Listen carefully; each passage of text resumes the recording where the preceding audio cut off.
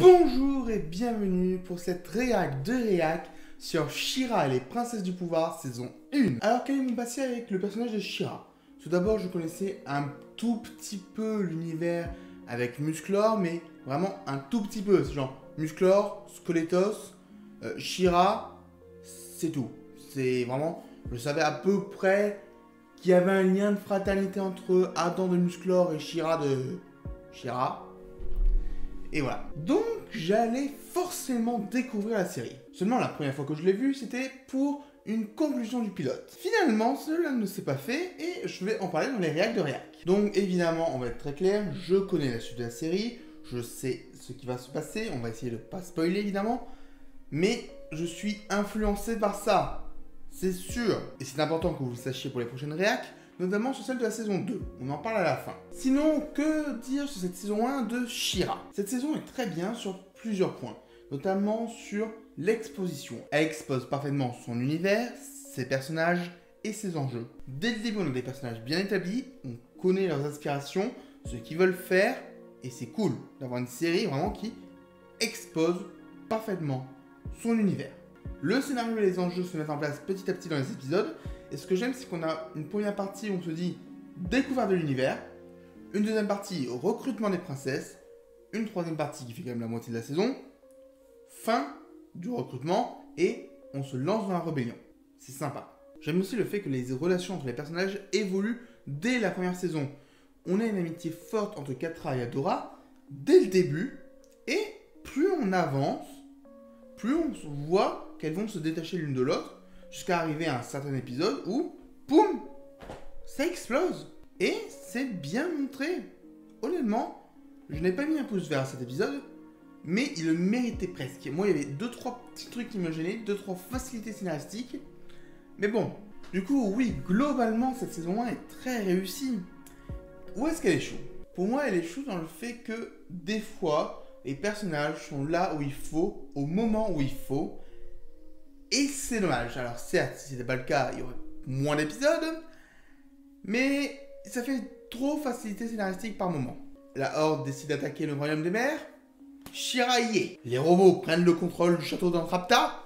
She-Ra arrive. Waouh! Ils ont de la chance que le scénarium soit avec eux. Au moins, toute cette situation nous permet de rencontrer plusieurs personnages et c'est cool.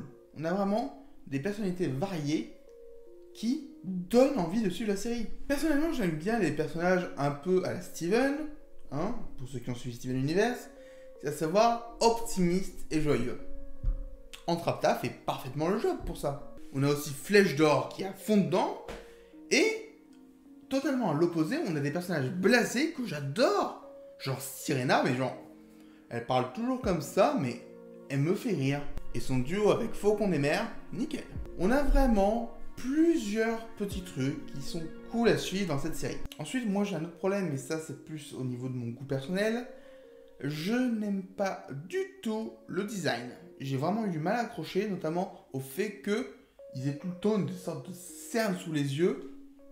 Non, ça le fait pas. Et ensuite, un autre problème personnel, la VF et la VO.